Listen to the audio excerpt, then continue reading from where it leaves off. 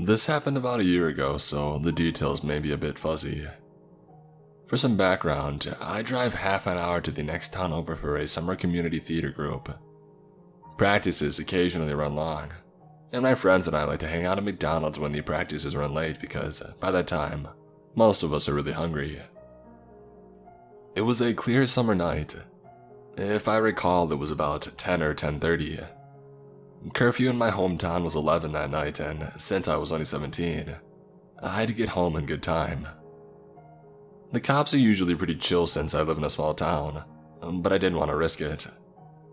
At that point, most of my friends were already leaving, but my friend Emma was still waiting on a bacon cheeseburger. I had to use the restroom, so I told her that I would wait with her. No young woman really needs to be out alone late at night in a relatively dark parking lot, after all. I went to the restroom, and when I came out, Emma was gone. Oof. I called her boyfriend, Steven. Hello? Hi, is Emma with you? Yeah, she's going home with me. Okay, and Peter? He's a friend who can't drive. Is he with you too? Yeah. We continue to talk as I walk out into the parking lot.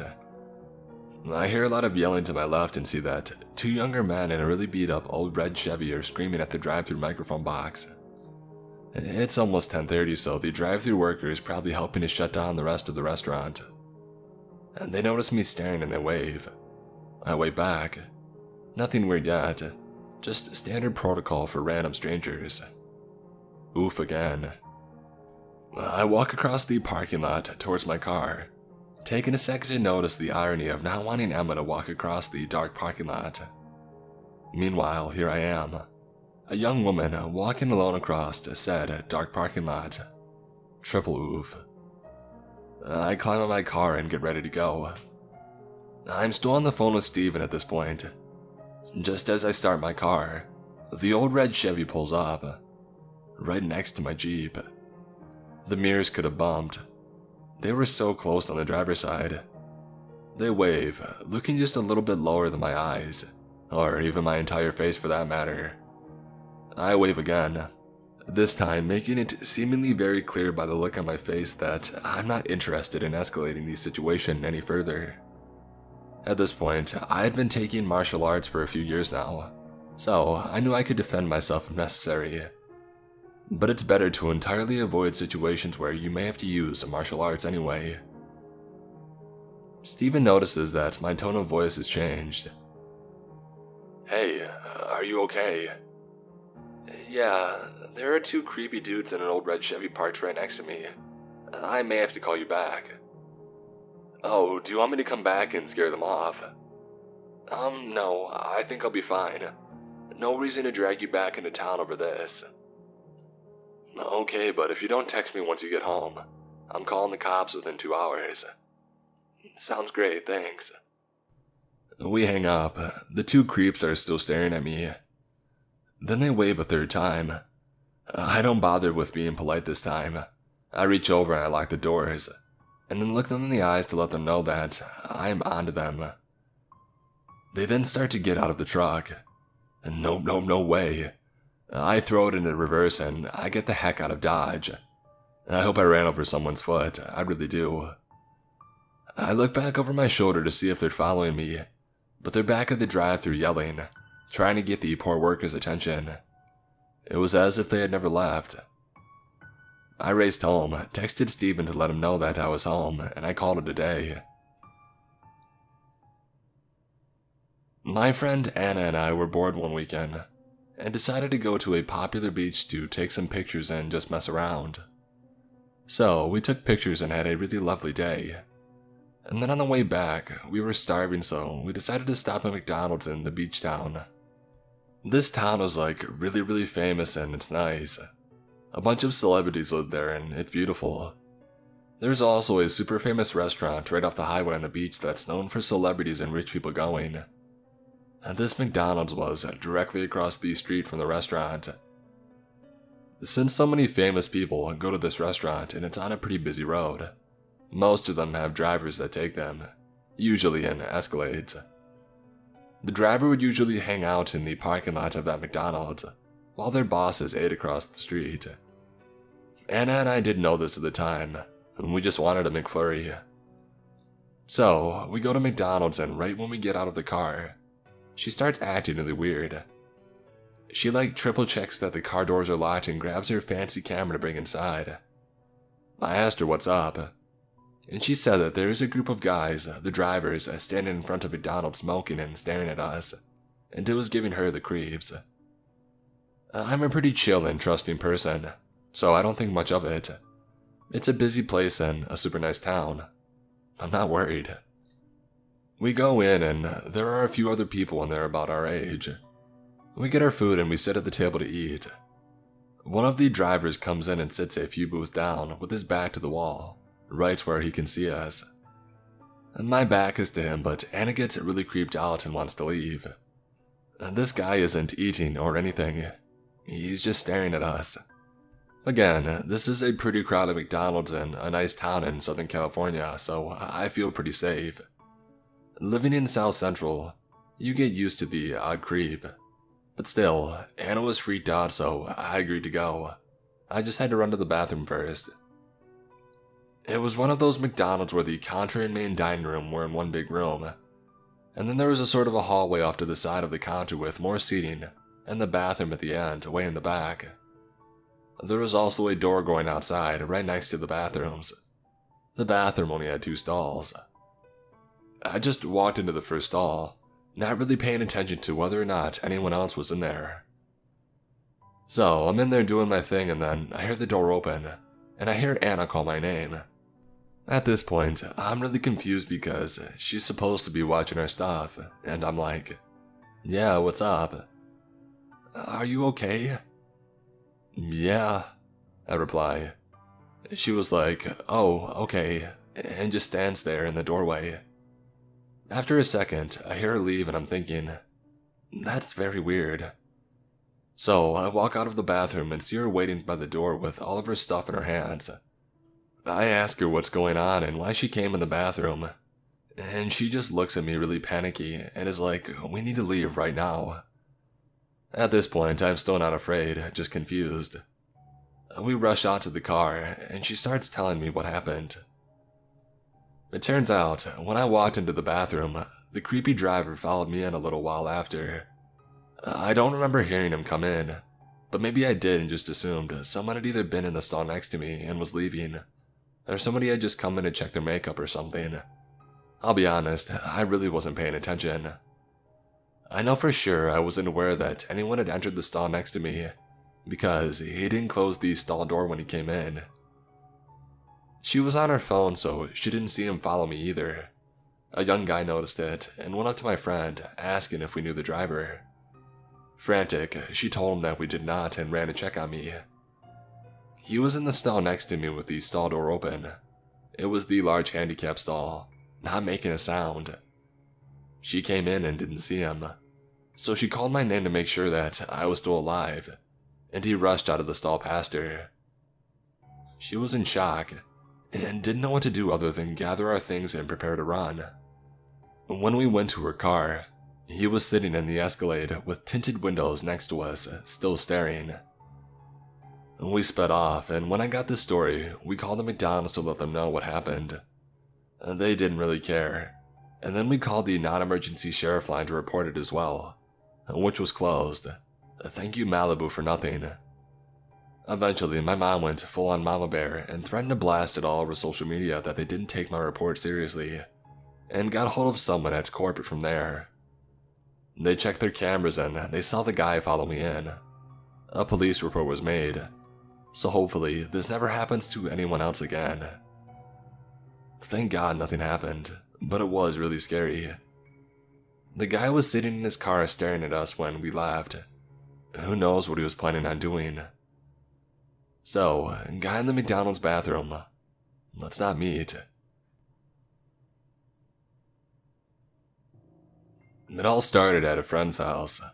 Myself and 2 others were invited to hang out with a buddy who I'll be calling Chris. As for the 2 others, they will be James and Annie. It was around 10:45 p.m. when we arrived to his house. Upon our arrival, we walked up to his front door. I reached my hand out to knock on the door. As soon as my fist made contact to the door, it flew open. An excited Chris greeted us with a loud, "Hello!" We all greeted each other and then made our way into his home. We all sat down in his living room. We talked for a few minutes when Chris says, "I am so hungry." "Go eat something then," Annie said. "Like what?" Chris yelled. We shushed him, and that's when James said, "How about we go get some McDonald's?" As soon as those words left James' mouth, Chris jumped up and stood next to the front door. "Let's go eat," he said with an excited tone. I stood up and I made my way to Chris. I didn't want to go, but I was hungry. Annie sighed and she stood up. It was obvious that she didn't want to go either, but it was free food. She knew that we would pay for her. After we got all our jackets and shoes on, we left the house. I won't bore you with these small details of our walk. The scary stuff happened around the halfway mark. We walked for around 10 minutes when we saw a lady. She was wearing a white t-shirt with a bunch of different colored stains on it, and a pair of blue shorts that barely fit her. As we got closer, we realized that she was talking, but no one was next to her. I remember a little bit of what she said, something about Utah State and the lady next door. I was pretty paranoid and thought as we walked past her, someone in the bushes would jump out and attack us. As we got closer, I said loud enough for her to hear me, "Last one to McDonald's has to pay." And with that, we all broke out into a sprint. Right before we passed her, Chris stopped right in front of the lady. As I went by Chris, I noticed that he was talking to her. And this is when I got a good look at her. It was dark out, but I could still make out a head of crust, black-brown hair. She had dark eyes that seemed to have something in them, something that made me feel bad for her. She had brown, rotting teeth, and her breath smelled like death. I tapped Chris on his shoulder, but he pushed my hand away as he was still engaged in conversation with this lady, who I now know as Linda. "Where are you kids heading?" she said, her voice dry and raspy. "Just to McDonald's," Chris answered. "How old are you guys?" she said. Her face was twitching as she said it. 15, he answered. And with that, a huge grin appeared on her face. She slowly stood up, causing all of us to back away. She took a step closer, and with that, we ran. She gave chase, all the while screaming things like, "I'm not gonna hurt ya," and "Oh, come on, you scared of a little old lady." She was frail and looked like a skeleton. I don't know how she was able to move at the speed that she was. The big golden arches appeared in front of us, and we ran faster. She realized that she couldn't catch us, so she picked up a rock and threw it at us. It hit me in the back. As we got closer to McDonald's, we heard her scream things like, "Stupid kids, and I'm gonna get y'all." We pushed through the McDonald's entrance and started panting. Annie slouched down into a seat with James while Chris and I went to order. We got our food and we all sat down. We ate in silence, as we were all still pretty shook by what had happened. Once we were done eating, we started heading back to Chris's home. We had seen the lady in the gas station across the street. We ran so she wouldn't see us. In the end, we made it back safe and sound, and this is now a story that we can all laugh about. I understand this isn't the scariest story, but to my buddies and I, it was terrifying.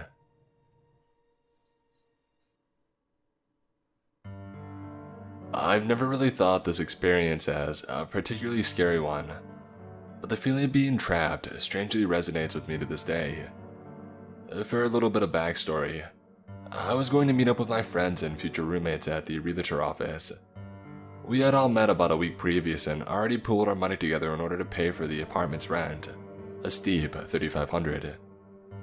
I was more or less taking the lead on finding and acquiring the apartment. Therefore, I was also delegated to holding everyone's money. I'm a timely person, and I don't like being anywhere late, so I managed to get to the realtor's office about 30 minutes early. Having missed lunch, I decided to just get a few things from the dollar menu at the McDonald's next door. I walk in and it's your fundamental McDonald's. A few college kids, a few homeless people, and an older Asian gentleman sitting at a table by himself adjacent to the bathroom. I had to go to the bathroom, so I make my way over there and walk into the bathroom to do my thing. It's a one-person bathroom and the door was broken a bit, disabling it from ever being able to fully close. I start to pee when I hear a few steps from behind and a weird chuckle. I'm not usually good at stopping midstream, but this time, however, I was on point. I turn around and see him trying to close the door behind me and clumsily fumble with the standard silver lock that are in those types of bathrooms. My mind, knowing that I have 3,500 in my backpack, instantly goes to a fight reaction. I lunge over to him and grab his shoulders, pushing him up against the wall and only manage to say the words, "No." While I'm saying these things, he's still smiling and chuckling the whole time, which is the most vivid thing I remember from the endeavor. I then push him out of the way, leave the McDonald's and go straight to the realtor. It's fully possible that this was a normal guy expecting it to be a bigger bathroom, and for that, I give him the benefit of the doubt. That being said, I'm still morbidly curious that what would have happened if I didn't manage to stop peeing halfway through that day. This happened to me a few years ago. It's not super creepy, but I get chills when I think about it. Shortly after graduating from high school, I decided to work a few odd jobs in an attempt to raise money for college.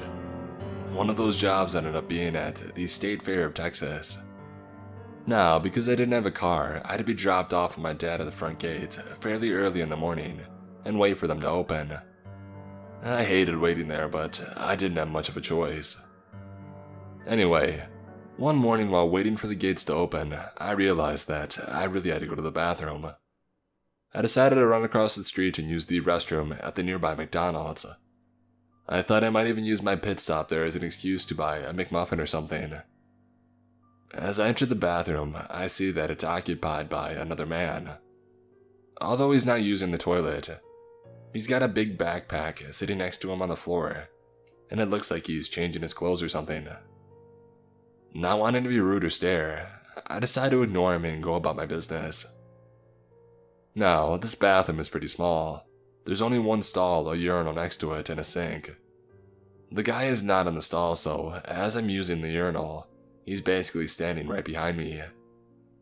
I'm already feeling a little uncomfortable and I'm hoping I can quickly do my business and leave. But of course, he feels the need to try and carry on a conversation with me. I'm wearing my work uniform and he asks me if I'm working at the fair across the street. I say yes, and he starts going on about how lucky I am to have a job, and how tough it is to make a buck nowadays.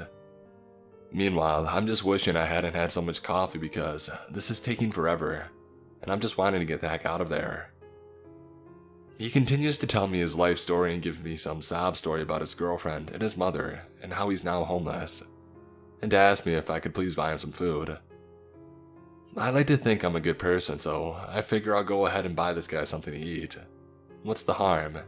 Even if he is a scam artist, McDonald's is pretty cheap, so I agree.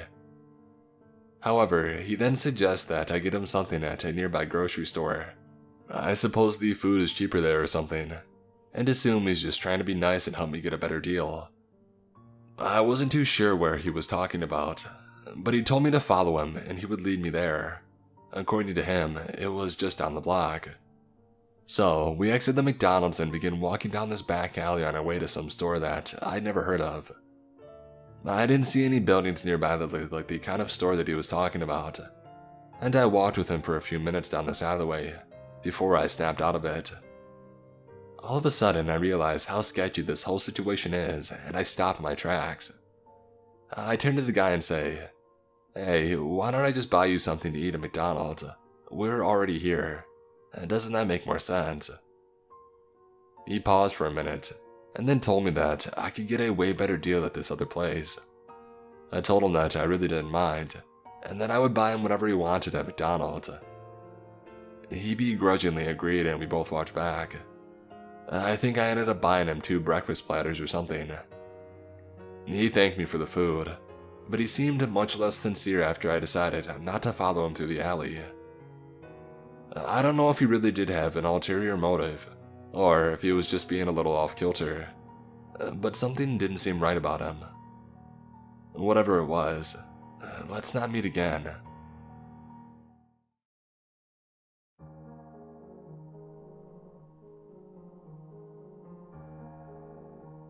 I've read the sub for a while, but never figured that I would have anything to post.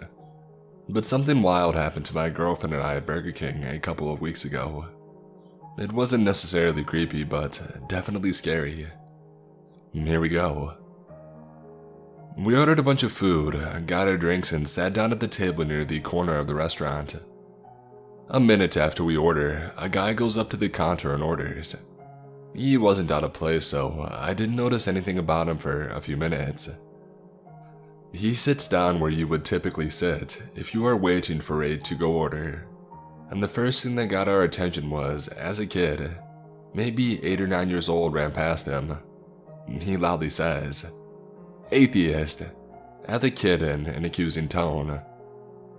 He then was milling about, talking into a radio-like box about how he needed to move to the North Pole. It was seconds after this that I noticed he was staring at us, as I made brief eye contact with him several times to check that he was indeed staring. He then walked over and sat at a table right next to my girlfriend and I.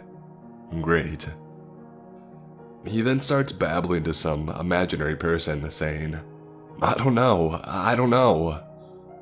Homeless and mentally ill are pretty common in this area, especially this side of town, so we are on edge, but not surprised at his behavior. The lady working calls for order 179. The guy says, "They were before me," motioning to us since he apparently forgot his number. The lady says, "2 cheeseburgers," and he again insisted that it might be our food. But this time I realized what was happening, and I said, "Oh yeah, we are 178. At this point, he snapped and totally lost it on me. "You Californians need to learn to open your mouth," as he grabbed his food and began walking in my direction to the exit. I mustered up what fight or flight response I had at the moment to say, "Have a nice day, see ya," as he approached the door, and the crazy guy continued to cuss at me, calling me names and so on. A few more words were exchanged, but I made sure to stand my ground by not saying anything off color as he made his way out. As he left, he apparently continued to scream at us through the window. All the employees and customers in the place were looking at me in shock, and I was shocked too. The part that bothers me about this interaction is that in the moment as he walked past me, I saw in his eyes how removed from reality he was, whether that was because of drugs or mental illness, or a combination. He was also much larger than me, so if he wanted to hurt me or my girlfriend, he likely could have. I just remembered this. It's one of those memories that isn't extremely terrifying enough to remember, but it's eerie enough to stay in your mind for a good while. I would say I was about 13 years old when this happened. At the time, I lived in a small town, and there was a girl who was a few years younger than me that had gone missing. It had been a big deal, and they had found her body, and well, apparently, she had been tortured before her death. It was a big deal. Obviously, it made parents paranoid about who they let their children be around. And so back to my experience. My mom took me to Burger King. It was close to our apartment, and we went there the days that she was too tired from work to cook. She went to get the food, and I sat at the booth playing with the paper for my straw, and this man came in and came up to me. It was like he came into the building and looked around until he spotted me, and then came over to where I was sitting. The guy, I don't think that he was homeless, and maybe he was. He had this odd smell to him, and his clothes were ripped and dirty. He kept his hands stuffed in his jean pockets and kept moving them around and swaying back and forth, while standing and looking down at me, and he kept smiling, and it was so creepy. I just sort of smiled at him and said, "Hi," and I hoped that he would go away, and figured he couldn't do anything because it was a small building full of employees, and my mom was just a few feet away. Note, my mom didn't notice the guy yet. He started talking to me. I remember that, and he had the kind of voice that makes you feel gross. He just stared at me and was talking about the girl who went missing and was found dead. It wasn't like a casual topic. He had this glint in his eyes that was exciting to him, what had happened, and exciting for him to be talking about it to a young girl. He started on about how he heard that what had happened to the girl was all about sex, which when you're very young and some creepy man who hasn't bathed in probably weeks is saying things about sex to you, and the way that he said it was so intense, it was just freaky. Like the whole situation is messed up, and I was creeped out and this guy was standing very close to me, like blocking my side of the booth. It was like he knew that if he didn't stand nearly pressed to my side, that I would get up and leave this charming conversation. Thankfully, before he could tell me anything more about what he was thinking, my mom noticed him and came over asking him what the hell he wanted and why he was talking to me. He got wide-eyed, jumped away and laughed. A few employees ran out after him to see who he was, what he looked like, because they were caught between wanting to call the cops and make sure to never let him into the building again.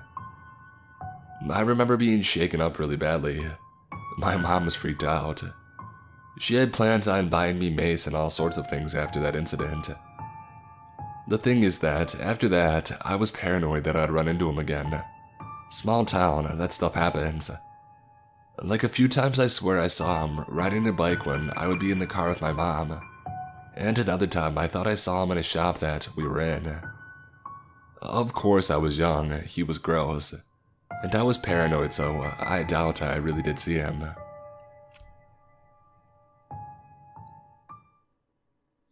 It was late at night. I'm not sure of the exact time, but I'm going to guess around midnight. And for some reason my best friend, Lainey, and I decided to go for a walk. I really can't remember why. Probably to go to the 24-hour pharmacy to get drinks, or maybe just pass the time since there's really nothing to do at that time of night. And she was staying at my house for a few weeks. But we did. We were walking up my street in the direction of wherever we were going. We got decently far up and everything seemed fine. I didn't have a purse on me or anything, but Lainey did. So when we saw a man wearing baggy pants and a bright red hoodie, with the hood up and a hand in his pocket walking towards us, we went single file to one side of the sidewalk, and I went first, as we didn't want the one with valuables to be in front. Once we got past him, Lainey told me that she had a bit of a bad feeling. She turned back to look at him and I looked at her, and I could clearly see that she didn't look happy, and so I looked back too. And just as I did, I watched him stop walking as well. He mirrored our actions and turned to look at us, and he stared in our direction. A few seconds passed of us just staring at each other, and so Lainey and I broke the moment as we turned and kept walking the way we were. She said that she still had that bad feeling after a few steps, so we both turned our heads back again, and he was now walking in our direction. There were, if I remember correctly, maybe 5 meters between us, and the second we realized he was walking, we turned to keep going as well. Thankfully, we were near an intersection. When we got to it, we turned to check again, and sure enough, he was still coming our way. So we turned right onto Apple Street. We went up it for a bit and checked again, and you guessed it, he was still following us. So we kept going up Apple and crossed the street halfway up to a stop at a Burger King. It was closed since it was so late, but the lights around implying that there were workers inside cleaning and closing up, and there were 2 cars in the parking lot. We felt like we could just wait it out there, as people were around, and so that was what we decided to do. Once we got to the Burger King parking lot, we looked back and he was cutting diagonally up this field space towards us. We went to the opposite side of the BK, and now we were on a different street, called Orange, and went up it to the right, the direction that we were going on Apple. We got to the top of the street and looked back, and nobody was there. So we turned right onto the street that connects Apple and Orange, called Banana. We went along it towards Apple and then back down Apple towards where we came from originally. We got a bit down it and Lainey said that she had that bad feeling again. We look around and he's standing on the corner of Banana and Apple. We run back down Apple to BK and look back once more, once we get there.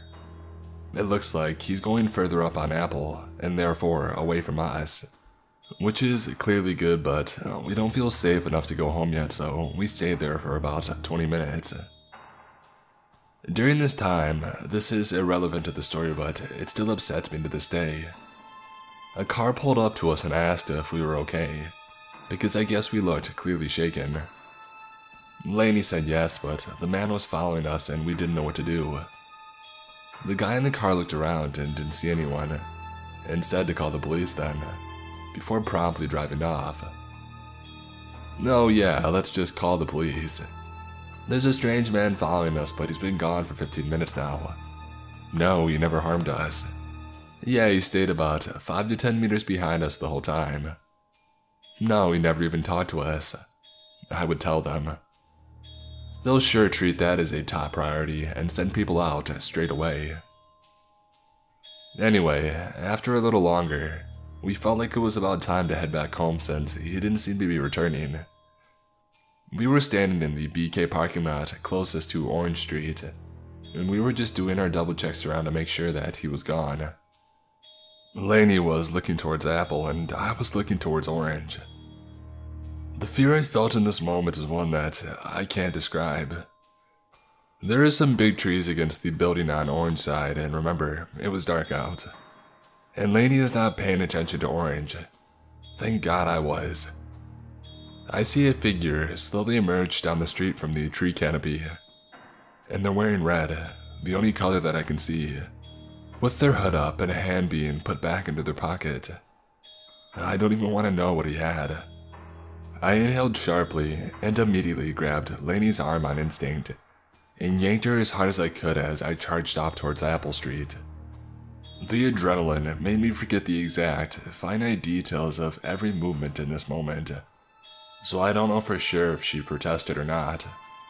All I know is that I was pulling her towards Apple Street as hard as I could, and to this day, I say it's a true testament of how much I care for her.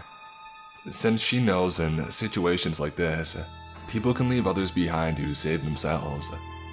And honestly, I know my care for her is what made me react that way because I'm the type of person to freeze in fear, unless someone I care about is in danger as well. The figure went all the way up Apple to the next block, turned left to the connecting street between Apple and Orange, not Banana as it's a new block now, and came back down it again. The drive-thru of Burger King is on the Apple side. I yank her over there and throw her with me against the drive-thru wall, as it's at an angle that gave us cover from him going down Orange. We pressed against the wall, waited a little, and then peeked around the corner and he was just going past a building down Orange. Until then, I lost sight of him. We were panicking very badly now. We waited a little longer, maybe 5 minutes, and then decided to check if he was gone again. Lainey didn't want to move in case he started coming towards us on Apple, and when you go to Orange, buildings block your view of it, so she stayed there while I went over to Orange. I looked up it and down it, and he was nowhere. Relieved, I turned to start walking back towards Lainey, but as I turned to do so, I caught sight of him. He was coming straight for me, diagonally and through the field between Apple and Orange's buildings, just like he had when we got to BK the first time. He was about 15 to 20 meters away. Frozen, I turned to Lainey fully. She was far from me but was close enough to see my expression, and I could see hers. I pointed frantically in his direction, and she looked confused but scared, which told me that she hadn't noticed him. I was mouthing, "It's him," but she only looked more confused, so I could tell she wasn't reading my lips properly, probably due to the distance. In panic, with no other conceivable option, I started running towards her and waving her over. Complying, she started running to me. As she did, she noticed him and ran faster. We met in the middle of the parking lot. By this point, he was very close to us, and the two cars in the parking lot were still there. As one faces the cars from our current position, on the left, there was a man in his, and on the right, there was a parking space between the two cars, where two teen boys were in theirs. We darted to and around the teen boy's car as it was closest and sat in front of it, our legs under to shield ourselves as much as possible. By this point, I was visibly shaking, and Lainey was full on crying, like sob crying. She was trying to keep quiet, but you could tell even from inside the car that we were in trouble. And I knew the boys noticed because they looked at us in shock and then behind them to see what we were looking at, and just stared at the man, immobile. Now as we're sitting in front of the car, we can't see him because he's adjacent to us with the car blocking our vision. I'm sitting on the left while she's sitting on the right, so she's on the side that he would emerge from when he entered her view. I couldn't see him unless I went around the car or sat up, while she could just peek to the side. Which he did as he kept going to orange, which made her shove herself into me in an attempt to get out of his view once she saw him. Sadly, this block didn't pin me under the car a little, and I couldn't move as she was on my legs. We were trying to keep silent due to the fact that if he decided to look to his right, he could clearly see us. But she was crying harder now and I was trying to get her off of me so we could dart to the man's car. Eventually, she got the message, after the initial fear and shock of seeing him that froze her in place wore off. So she sat back so I could move, and we ran to the far side of the man's car. During all of this, by the way, all three people in their cars were looking from us, to the guy, to us, and to the guy, doing absolutely nothing. Not even asking if we were okay or showing any emotion other than vague curiosity. As two 17 to 18-year-old girls are sobbing and shaking, and literally doing Mission Impossible shit around some cars in the dead of night, with a hooded figure in view, only a few meters away. I'll never forgive those people, and it's why I still think we were technically in danger. Because if the man decided to turn and charge at us, there's nothing we could have done. And I strongly doubt the boys or the man in the cars would have done anything either. We sat there for a little, peeking over the top of the car, until the man turned and went up orange towards Banana. As soon as we lost sight of him, we decided it was time to go, because clearly every time we thought he was gone, we were sorely mistaken. And so we shot up, went back down Apple, and booked it all the way home. We never saw him again and made a vow to never go out at night again. Never have, and I never will unless I have a mail with me. And I picked up a pocket knife and a pin alarm. You pull out the pin and the device shrieks, only stopping when that specific pin is put back in, shortly thereafter. They're still in my purse and will never be taken out.